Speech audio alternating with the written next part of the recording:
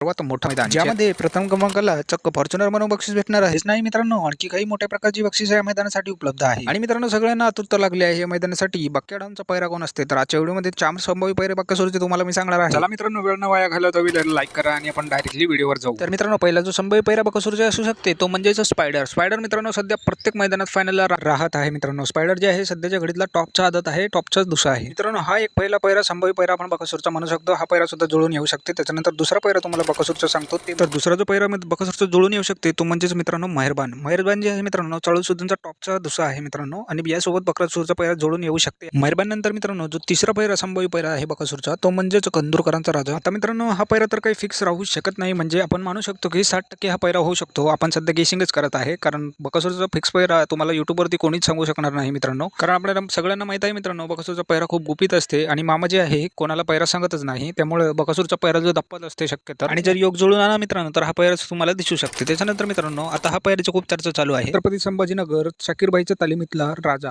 तर मित्रांनो, विक्रमी खरेदी सर्वात राजा जो आहे तो तुम्हाला बक्कासूर सोबत पळताना दिसू शकते, कारण मित्रांनो यांची खूप चर्चा आहे. सगळे लोक म्हणत आहे आणि युट्यूबवरती इकडे तिकडे सगळीकडे चर्चा आहे की राजा आणि बक्कासूर हा पैरा फिक्स झाला आहे. पण मित्रांनो, आपल्या हातात फक्त गेसिंग आहे. आपण फक्त गेस करू शकतो की कोणता पैरा बक्कासूरचा राहू शकते, कारण मामा जे